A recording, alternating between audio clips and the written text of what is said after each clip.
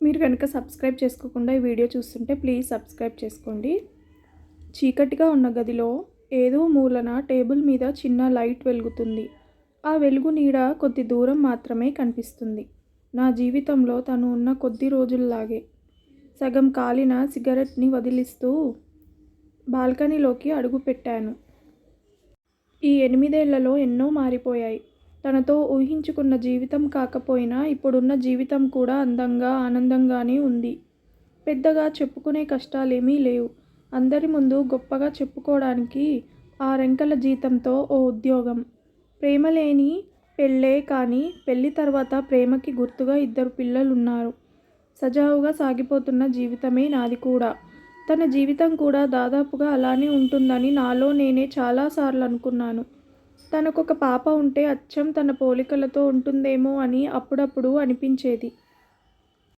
ఒకవేళ తను సంతోషంగా లేకపోతే అనే ఆలోచన ఏదో భయాన్ని పుట్టించేది. కానీ తన గురించి తెలుసుకునే ప్రయత్నం అయితే చేయలేదు. వారం క్రితం తను రోడ్ పక్కన కార్ పార్క్ చేసి వెళ్తూ ఉంటే చూశాను. తనేనని నిర్ధారించుకోవడానికి చాలా సమయం పట్టిందెందుకో. మెరుగులు దిద్దుకున్న తన రూపురేఖల వలనేమో. తనేనని తెలిసాక పదే పదే గుర్తొస్తుంది. తన గురించి ఆలోచించడం ఇదేం మొదటిసారి కాదు. అప్పుడప్పుడు గుర్తొస్తూ ఉంటుంది. కొన్నిసార్లు తన జ్ఞాపకాలు నన్ను తడిమేసి వెళ్ళిపోతుంటాయి. కానీ మళ్ళీ తనని చూస్తానని అస్సలు అనుకోలేదు. ఈసారి మళ్ళీ చూడాలనిపిస్తుంది ఎందుకో మరి. నువ్విక్కడున్నావా? లైట్ అయినా వేసుకోవచ్చు కదా అంటూ స్విచ్ ఆన్ చేస్తూ నా దగ్గరికి వచ్చింది సుధా. వచ్చేటప్పుడు పెరుగు ప్యాకెట్ తీసుకురమ్మన్నా, అది కూడా మర్చిపోయావు అంటూ తను మాట్లాడుతూనే ఉంది. బెడ్రూమ్ బాల్కనీలో సిగరెట్ తాగొద్దని 100 సార్లు చెప్పాను అంటూ విసుక్కొని చెరో మూల పడి ఉన్న సాక్స్ని తీసుకొని వెళ్ళిపోయింది. ఇంతలో ఫ్రెండ్ ఒకడు వాట్సాప్లో తన వివరాలు షేర్ చేశాడు. స్క్రీన్ పైన తన పేరు కనబడగానే చూస్తూనే నిలబడిపోయా. ఒకసారి కలవాలని, మాట్లాడాలని తనకి మెసేజ్ పంపి తన సమాధానం కోసం ఎదురు చూస్తున్నా. తన కోసం ఎదురు చూడటం నాకు కొత్తేమీ కాదు. కానీ ఈసారి ఎందుకో నాలో ఉత్సాహం పుట్టుకొచ్చింది. దాంతోపాటు భయం కూడా. తన పేరును చూస్తుంటే తన రూపం కనిపిస్తున్నట్టు అనిపించింది. ఆ పేరు ఎవరు పెట్టారో కానీ నిజంగా తనకి తగ్గట్టే పెట్టారు. మధురవాణి. తన మాటలు కూడా అలానే ఉంటాయి. వింటున్న కొద్దీ వినాలనిపించేలా ఉంటాయి. ఎన్నో చెప్పేది. కొన్ని అర్థమయ్యేవి, కొన్ని అర్థమయ్యేవి.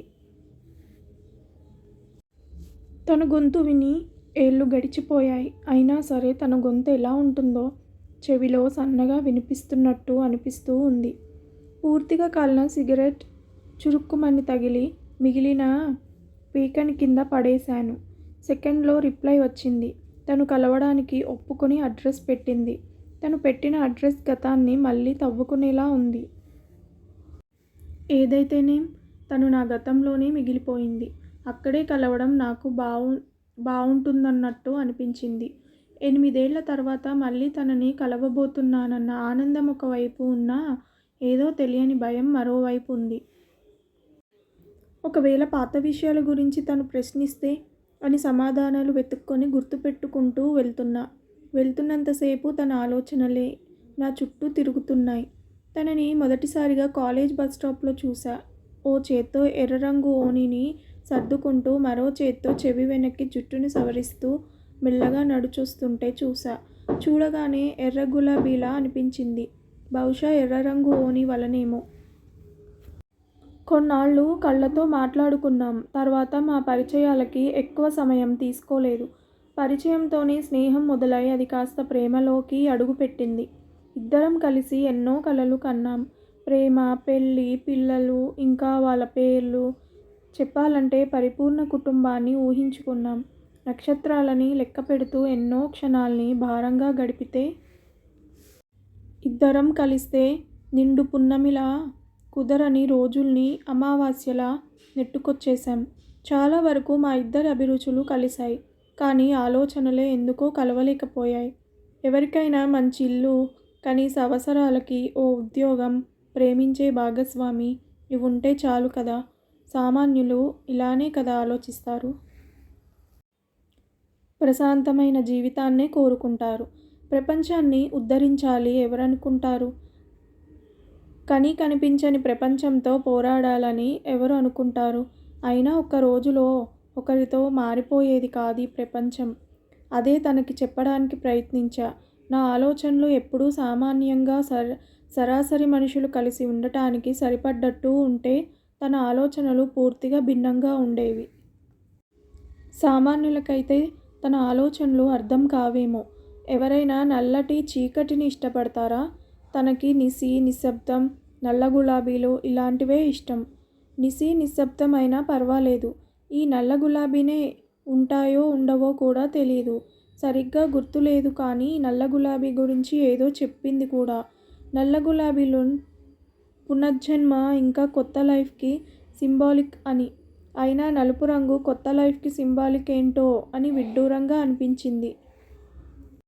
ప్రేమ కొద్ది రోజులే బావుంటుందన్నట్టు మొదట్లో తన ఆలోచనలన్నీ ఏకీభవిస్తూ వచ్చా. కొన్నాళ్ళకి ప్రశ్నించడం మొదలుపెట్టా. నువ్వు నేను వేరు కాదు. నువ్వే నేను, నేనే నువ్వు. అవన్నీ చెప్పుకునే స్టేజి దాటేసి ఇప్పుడు ప్రతి మనిషికి సొంత అభిప్రాయాలుంటాయని, వాటిని గుర్తించి ఒకరిని ఒకరు అర్థం చేసుకొని అభిప్రాయాల్ని గౌరవిస్తూ కలిసి నడవాలి అనే స్టేజికి వచ్చేశాం. తను మాట్లాడే ప్రతి మాట చాలా క్లియర్గా ఉండేది. కానీ నాకే సగం సగం అర్థమయ్యేవి. తనని పూర్తిగా అర్థం చేసుకోవడానికి ఎప్పుడూ ప్రయత్నించలేదు. అదేంటో ఒక మనిషి గురించి పూర్తిగా తెలుసుకునే లోపే మధ్యలో వాళ్ళలో లోపాలన్నీ కనిపిస్తాయి. ప్రవహించాలనుకున్న నీటి ప్రవాహాన్ని అరచేతుల్లో బంధించాలనుకున్న వేళ్ళ సందుల్లోంచి జారిపోయింది. సగం చదివిన పుస్తకంలా తను మధ్యలోనే వెళ్ళిపోయింది. కాదు, తనని ఆపడానికి ప్రయత్నించలేదు నేను. తను చెప్పిన అడ్రస్కి మేం చివరగా కలిసిన చోటుకి చేరుకున్నాను. అప్పటి ఖాళీ ప్లేస్లో ఓ మంచి ఇల్లు చుట్టూ చెట్లతో అందంగా ఉంది. దేన్నైనా అందంగా మార్చడం మధుకి మాత్రమే సాధ్యమని అందరూ అంటూ ఉండేవాళ్ళు. అది నిజం అని చూస్తూ ఇంటివైపు అడుగులు వేశాను. తలుపు ముందు నిలబడి కాలింగ్ బెల్ నొక్కాను. నుదుట మీద జారుతున్న చెమటని తుడుచుకుంటూ తలుపు తీసి చప్పుడు కన్నా నా గుండె చప్పుడే గట్టిగా వినిపిస్తున్నట్టు ఉంది. తలుపు తెరిచి మీరు కూర్చోండి సార్, మేడం పైనున్నారు వచ్చేస్తారు అని ఇంట్లో పని చేసే ఆవిడ అనుకుంటా చెప్పేసి వెళ్ళిపోయింది. లోపలికి అడుగు పెట్టాను. పైనున్న లైట్ల కాంతికి గోడలకి ఉన్న పెయింటింగ్ అక్కడక్కడా మెరుస్తుంది. ఇంటిని చూడగానే అర్థమైంది ఆర్థికంగా తను బానే స్థిరపడిందని. ఇంట్లో ఉన్న ప్రతి చిన్న వస్తువు చూస్తేనే అర్థమవుతుంది తనే వెతికి కొన్నట్టు ఉంది. తన ఇష్టాలు ఎలా ఉంటాయో నాకు బాగా తెలుసు. గోడకి ఉన్న పెయింటింగ్ చూస్తూ ఉంటే. ఎలా ఉన్నాయి పిచ్చి గీతలు అంది నా వెనక నుండి. తన గొంతు మళ్ళీ వినగానే ఏదో తెలియని ఒక అనుభూతి కలిగింది. అరచేతిలో చెమటని కర్చీఫ్తో తుడుచుకుంటూ తన వైపు చూశాను. అప్పటికి ఇప్పటికీ తనలో ఉన్న మార్పులు స్పష్టంగా కనిపిస్తున్నాయి. సూటిగా తన కళ్ళల్లోకి 3 సెకండ్లు కూడా చూడలేకపోయా. టీ, కాఫీ అంది ఆలోచిస్తున్నట్టు చూస్తూ. నిజంగా తనకి తెలియదా లేక మర్చిపోయిందా నేను కాఫీ తాగనని? తనకి బాగా తెలుసు. అయినా అడుగుతున్నందుకున్నాను మనసులో. మంచినీళ్ళ గ్లాస్ అందించి ఎదురుగా కూర్చుంది. చాలాసేపు మౌనం. మాట్లాడడానికి మాటలు వెతుక్కోవాల్సి వచ్చింది. ఇంతలో పనావిడ వచ్చి తనని చూసి సైగ చేసింది. డిన్నర్ రెడీగా ఉంది, తిందామా అంది. తన మొహంలో సగం విరిసిన చిరునవ్వు కనిపించింది. తననే అనుసరిస్తూ నడిచా. పెద్ద టేబుల్ మీద వంటకాలు అందంగా పింగాణీ పాత్రలో సర్దిపెట్టి ఉంది. కూర్చోగానే నా ప్లేట్లో వడ్డిస్తూ ఉంది. తన చేతికి ఉన్న వాచ్ దాదాపుగా 1,00,000 ఖరీదు చేసేలా ఉంది. ప్లేట్లో అన్నం కలుపుతూ ఉన్నాను. చాలా రోజుల తర్వాత వంట చేశాను. కాస్త అటూ ఇటూ ఉంటే సర్దుకో అంది ముసిముసిగా నవ్వి. నా కోసం తనే స్వయంగా చేసిందని అనుకొని సంతోషపడాలే తప్ప అడిగే ధైర్యం, చనువు నాకు లేదిప్పుడు. ఉప్పు కారాలు కాస్త తక్కువైనా పైకి నవ్వుతూ బావున్నాయన్నాను. నువ్వు అబద్ధాలు చెప్తే దొరికిపోతావు రఘు. నీ కళ్ళని చూస్తే తెలిసిపోతుంది అంది మెల్లగా నవ్వు మొహంతో. చెప్పాలంటే తన కళ్ళల్లోకి చూడలేకపోతున్నాను. కానీ చెప్పే ధైర్యమూ లేదు. తను రఘు అని పిలుస్తుంటే మా మధ్య ఉన్న దూరం స్పష్టంగా కనిపిస్తుంది. నిజానికి తను నన్నలా పిలవదు. తినడం పూర్తవగానే ఇద్దరం ఇంటి బయట ఆవరణలో కూర్చున్నాం. తన పక్కన కూర్చునే చనువిప్పుడు లేదు. ఎదురుగా కూర్చున్నాను. అయినా దగ్గరగా కనిపిస్తుంది. చల్లగాలి ఇద్దర్నీ మెల్లగా తాకి వెళ్ళిపోతూ ఉంది. సగం కట్ చేసిన తన జుట్టు మొహం మీదకి వస్తుంటే చెవుల వెనక్కి నెట్టేసి బంధించే ప్రయత్నం చేస్తూ ఉంది. ముడుచుకున్న పెదవుల్ని చూస్తుంటే నన్ను తాకిన తన పెదవుల తడి స్పర్శ గుర్తొచ్చింది. సర్దుకొని కూర్చుంటూ నువ్వు గుర్తొచ్చిన ప్రతిసారి ఎక్కడున్నా బావుండాలి, సంతోషంగా ఉండాలి అనుకునేవాణ్ణి అన్నాను మెల్లగా తన వైపు చూడకుండా. తను కాసేపు మౌనంగా ఉండి ఆ మౌనాన్ని చీరుస్తూ సంతోషంగా కనిపిస్తున్నానా అంది చిరునవ్వుతో. నీ పెదవులపై చిరునవ్వుని చూసి చెప్పలేను అలా అని కళ్ళల్లోకి చూసే ధైర్యం లేదని చెప్పేశాను. తను లేచి ఇంకా కొన్ని పిచ్చి గీతలున్నాయి చూస్తావా అంది. మాట్లాడకుండా తన వెనుకనే నడిచాను. లైట్ ఆన్ చేస్తూ లోపలికి వెళ్ళింది. అక్కడక్కడ పడి ఉన్న కాగితాలు, రంగుల మరకలు చూస్తూ లోపలికి నడిచాను. గోడకి తగిలించి ఉన్న కొన్నిటిని చూపించింది. అందులో కొన్ని అర్ధనగ్నంగా ఉంటే కొన్ని అసలు అర్థం కాలేదు. ఇవన్నీ నువ్వే గీసావా అన్నాను ఆశ్చర్యంగా చూస్తూ. అంటే అప్పుడప్పుడు ఈ గదిలోకి ఒక ఆర్టిస్ట్ వచ్చి వెళ్తుందిలే అని చెప్పి నవ్వింది. ఈసారి తను పూర్తిగా నవ్వినట్టు అనిపించింది. అర్ధనగ్నంగా ఉన్న ఓ బొమ్మని చూపించి దాని గురించి వివరిస్తూ ఉంటే వినడానికి ఇబ్బందిగా అస్సలు అనిపించలేదు. శృంగారాన్ని రేకెత్తించేలా ఉన్న ఆ బొమ్మ వెనుక అంతటి అర్థం దాగి ఉంటుందని ఊహించనే లేదు. ఎప్పటిలాగానే తన ఆలోచనలు నాకు అందని ఎత్తులోనే ఉన్నాయి. ఆ గదిలోని సగం గీసి ఆపేసిన కాన్వాస్ బోర్డు పక్కనే MP3 ఆడియో ప్లేయర్ కనిపించింది. ఆ ఆడియో ప్లేయర్ తన దగ్గరింకా ఉండటం చూశాక ఆశ్చర్యమేసింది. అప్పట్లో ఫోన్స్ తక్కువ పాటలు వినడానికి మెమరీలో పాటలు ఎక్కించి ఆ ఆడియో ప్లేయర్లో ఇద్దరం కలిసి వినేవాళ్ళం. కొన్నిసార్లు గంటల కొద్దీ పాటలు వింటూ సముద్రపు ఒడ్డున కూర్చుని ఉండేవాళ్ళం. ఇది ఇంకా పనిచేస్తుందా అన్నాను తనకి చూపిస్తూ. పక్కన ఉన్న ఇయర్ ఫోన్స్ నా చెవిలో, ఒకటి తన చెవిలో ఒకటి పెట్టి పాటని ప్లే చేసింది. ఇద్దరం దగ్గరగా జరిగినట్టనిపించింది. రఫీ పాటలు వినిపిస్తున్నాయి. పత్తర్ కే సనం పాట పూర్తవకముందే తను ఆడియో ప్లేయర్ చేతికిచ్చేసి వెళ్ళిపోయింది. టీ కప్తో తిరిగొచ్చి కప్ చేతికిస్తూ ఎలా ఉంది జీవితం అంది. కప్లో టీని ఒక సిప్ చేసి నిజం చెప్పాలంటే బావుంది. అప్పుడప్పుడు నువ్వు గుర్తొస్తుంటావు. ఒక సిగరెట్ తీసుకొని బాల్కనీలోకి వెళ్ళి చీకట్లోకి చూస్తూ ఉంటాను. నీతో గడిపిన జ్ఞాపకాలు కొన్ని గుర్తొస్తాయి. చెప్పాలంటే ఆ సమయంలో బాధగా అనిపిస్తుంది కానీ నిన్ను అలా గుర్తు చేసుకోవడం నాకు నచ్చుతుంది అన్నాను చిన్నగా నవ్వి. ఫోన్లో ఉన్న ఫ్యామిలీ ఫోటోని చూపించాను. తను ఫోటోని జూమ్ చేసి చూస్తూ అచ్చం నీలానే ఉన్నాడు రాఘవ. తను కూడా నీకు పక్కన బావుంది అంది మెల్లగా. తనలా పిలుస్తుంటే దగ్గరగా అనిపించింది. నువ్వెలా ఉన్నావు అన్నాను మెల్లగా. ఒక్కో అక్షరాన్ని కూడబలుక్కుంటూ నవ్వుతూ నా వైపు చూసింది. దానికర్థం ఏంటో అని తన వైపే చూశా మళ్ళీ. బావున్నాను, ప్రశాంతంగా ఉన్నాను. నువ్వు లేకుండానే చాలా దూరం వచ్చేశా రాఘవ. ఎన్నో దాటుకొచ్చేశా. చీకటి వెలుగుల మధ్య ఎన్నో ఎత్తుపల్లాలని చూసేశా. ఈ జర్నీలోనే కిరణ్ని పెళ్లి చేసుకున్నాను కాదు, ఇంట్లో వాళ్ళే చేశారనుకో. తర్వాత లైలా పుట్టింది అంది నవ్వుతూ ఫోటో ఆల్బమ్ చేతికిస్తూ. నేననుకున్నట్టే పాప అచ్చం మధులాగే ఉంది. మన జీవితంలో వీళ్ళు ఉంటే చాలు అనుకొని వాళ్ళతో జీవితాన్ని ఊహించుకున్నాక మధ్యలో వాళ్ళు వెళ్ళిపోతే ఎలా ఉంటుందో తెలుసా రాఘవ. ఇప్పుడైతే నా కళ్ళల్లో నీళ్లు తిరగట్లేదు కానీ అప్పుడు నువ్వు గుర్తొస్తే నా కళ్ళల్లో నీటిధారలు ఆగేవి కాదు అంది మళ్ళీ నిస్సత్తువగా నవ్వి. జీవం లేని తన నవ్వు చూస్తూనే అర్థమైంది. మౌనంగా తన మాటల్ని వింటూ ఉన్నాను. గతంలో మాత్రమే మనం కలిసి ఉన్నాం కానీ ప్రస్తుతంలో వేరొకరి జీవితాల్లో ఉన్నాం. చాలాసార్లు నిన్ను వెనక్కి తెచ్చుకోవాలని అనుకున్నా మధు. కానీ ఎందుకో నాకు అది కరెక్ట్ అనిపించలేదు. ప్రేమ ముసుగులో నిన్ను బంధించలేననిపించింది. మనం వెళ్ళాలనుకున్న దారులు వేరే. ప్రపంచంలో ప్రేమించిన మనిషినే ద్వేషించడం కన్నా ఘోరమైన పరిస్థితి మరొకటి ఉండదు. కలవని ఆలోచనలతో కలిసి ఉండలేం.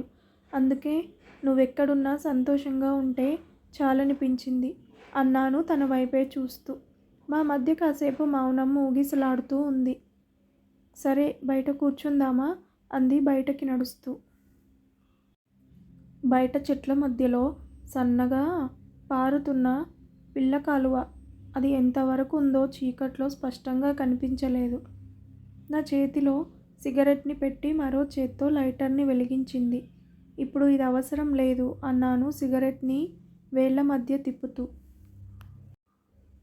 నువ్వు మళ్ళీ కనిపిస్తావని మనం తిరిగిన ప్రతి చోటుకి వెళ్ళాను రాఘవ, మన జ్ఞాపకాల్ని మోసుకుంటూ.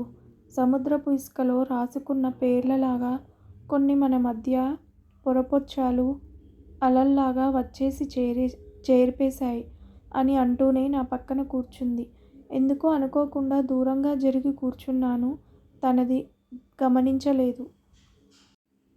ఒకప్పటి తను నాదే కానీ ఇప్పుడు తను మరొకరి భార్య అనే సన్నటి గీత స్పష్టంగా కనిపిస్తూనే ఉంది. నిజంగానే ప్రేమించిన వాళ్ళని మర్చిపోయి మూవ్ ఆన్ అయిపోతారా అంది చీర కొంగుని కప్పుకొని కూర్చుంటూ. నిజంగా నాకు తెలియదు కానీ గతం నుండి బయటపడాలని ప్రస్తుతంలో బిజీగా గడిపేస్తూ ఉంటారు. బయటపడినట్టు ఫీల్ అవుతూ గడిపేస్తూ ఉంటారు అన్నాను మెల్లగా. నాకైతే మనం కలిసున్న కాలం తక్కువే అయినా పుస్తకంలో కొన్ని పేజీలు మనకి బాగా నచ్చుతాయి కదా, అలా అనిపిస్తూ ఉంటుంది. అప్పుడప్పుడు తెరిచి చూసి మళ్ళీ పక్కన పెట్టేస్తూ ఉంటాను అంది దూరంగా చూస్తూ. మెల్లగా మా మాటలు అల్లుకొని పోతున్నాయి. గతాన్ని వీడి ప్రస్తుతం గురించి చాలానే మాట్లాడుకుంటూ ఉన్నాం. నేను ఊహించిన దానికంటే తన జీవితం ఇంకా బాగుంటున్నట్టు మాటల్లోనే తెలిసిపోయింది. సరదాగా కొన్ని కబుర్లు చెప్పుకొని నవ్వుకున్నాం. మాటల మధ్యలో తను ఎప్పటిలాగే కాస్త గట్టిగా పైకి నవ్వేస్తూ ఉంది. తనలా నవ్వుతుంటే తన వైపే చూస్తున్నాను నేను కూడా. నల్ల మబ్బులు విడిపోయి తెరలు తెరలుగా తెల్లవారుతూ ఉంది. మబ్బుల మధ్యలో చంద్రుడు మసగ్గా కనిపిస్తున్నాడు. కూర్చున్న బెంచీలోనే తను తల పక్కకి వాల్చి నిద్రపోతూ ఉంది. అందమైన కలలో తను ఆడుకుంటున్నట్టు ప్రశాంతంగా ఉంది తన మొహం. తనని నిద్రలేపడం నాకిష్టం లేదు. నా మనసులో మాటల్ని అక్షరాలుగా కాగితానికి అప్పచెప్పేశాను. మధు, ఇన్నాళ్ళు నువ్వు ఎలా ఉన్నావో అని చీకట్లో వెతుక్కునేవాడిని. ఈరోజు వెన్నెల వెలుగులో నిన్ను చూశాక నాలో చీకటి మాయమైపోయింది. నువ్వు ప్రశాంతంగా ఉన్నావని తెలిసాక నాలో ఏదో మూలన దాగి ఉన్న భయం కూడా కరిగిపోయింది.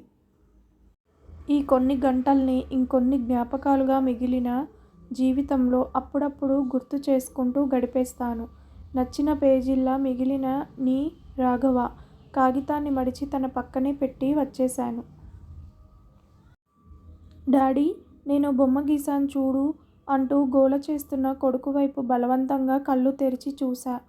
అదేంట్రా, గులాబీ పువ్వుకి ఎవరైనా బ్లాక్ కలర్ వేస్తారా? రోజెస్ ఆర్ రెడ్ అని రైమ్ ఉంది, మర్చిపోయావా అంది సుధా దుప్పట్లో దూరుతూ. అన్ని రంగులు ఒకదాని మీద ఒకటి రుద్దేసినట్టు ఉన్నాడు. చివరికి అది నలుపుగా మారిపోయింది. పువ్వు అంచులో బోల్డ్గా ఉన్న బ్రౌన్ కలర్ మధ్యలో కారు నలుపుతో ఉంది. బహుశా నల్ల గులాబీ అంటే ఇలానే ఉండేదేమో అనిపించింది. విన్నారు కదా ఫ్రెండ్స్, ఈ కథ కనుక మీకు నచ్చితే ప్లీజ్ సబ్స్క్రైబ్ చేయండి. అలాగే లైక్ చేయడం మర్చిపోకండి. Thank you so much for watching this video.